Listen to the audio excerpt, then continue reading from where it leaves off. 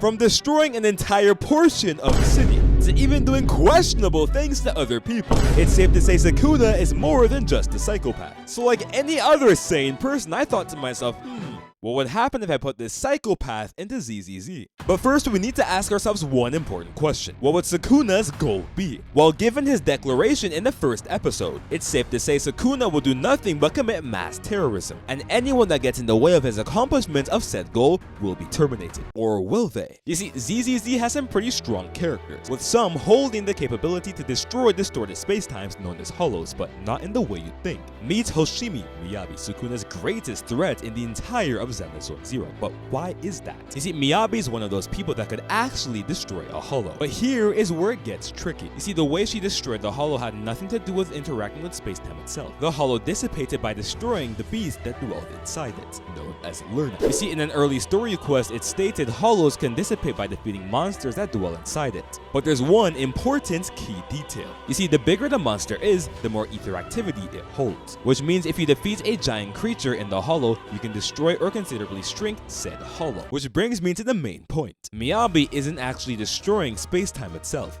No, she only destroyed the hollow because she defeated the creature that was in said hollow, known as Lerna, the giant Hydra creature that holds a lot of etheric energy. So Sukuna doesn't have to worry about someone that can cut spacetime because Miyabi simply can't. But there is one counter argument. What about the hollow cut? I mean, she's destroying spacetime here, right? Well, what if I told you that is completely incorrect? You see, hollow permeation isn't a real destructive feat, as there's little to no force requirements for permeating a hollow. We know this because regular civilians go through hollows all the time, facing little to no resistance when they do so. Which brings us to our final answer. This isn't a destructive feat, this is simply a matter of temporary displacement. We know this because after the projectile passed through, the hollow filled the gap immediately, similar to how a solid object interacts with water. Although it may spread out temporarily, there is no lasting damage done to the water. The water simply displaces temporarily and corrects itself. This is exactly what happened in this scene right here. The hollow temporarily makes space for the permeation and corrects the displacement immediately after. Okay, now that we've finally debunked universal level Miyabi, let's cover the elephant in the room. How would a fight between her and Sukuna go? Now this is where it gets tricky. Miyabi on paper should be able to damage Sukuna, but there's one key issue. Sukuna can simply heal all damage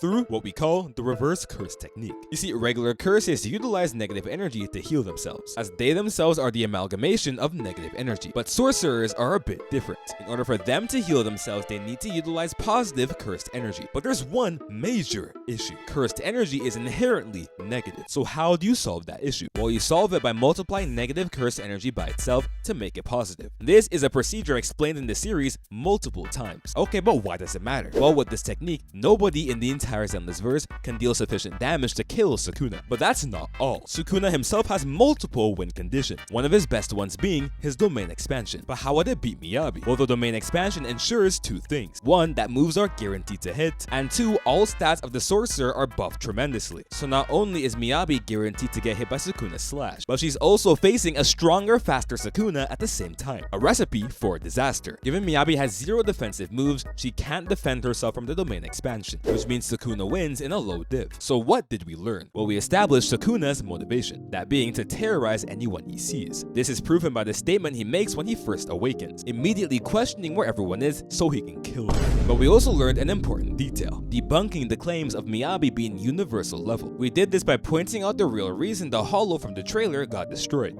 utilizing relevant story evidence from the proxy. But what exactly was the evidence? Well, while discussing how to shrink a hollow, Wise suggests that instead of destroying a bunch of ethereals, they can simply engage in destroying one creature, that being the Dead End Butcher, confirming destroying stronger creatures reduces ether activity, thereby reducing hollow mass, thereby confirming Miyabi did not destroy spacetime in the trailer. She simply defeated the creature established to be known as Lerna, a creature big enough to be responsible for the heightened ether activity, thereby leading to its defeat, causing hollow dissipation. We also debunked the most annoying, overrated feat of all time, that being the hollow cut. We did this by pointing out there's little to no force requirements for going through hollows, and pointing out the hollow simply got displaced and corrected itself immediately, similar to how a solid object interacts with water. Although the water may be displaced temporarily, it doesn't get destroyed. It simply corrects the displacement. In the same way, the hollow corrected its displacement as well. And the most important of all, we learned about the verdict, learning about Sukuna's domain expansion with its sure hit policy and stat buff leading leading to a Miyabi no diff, with reverse curse technique or healing factor being the cherry on top. With the debunk of Miyabi's overrated feats, it's clear with Sukuna's skill set he wins in a no diff. Shout out to my Discord boosters and YouTube members. That's about it. Peace out.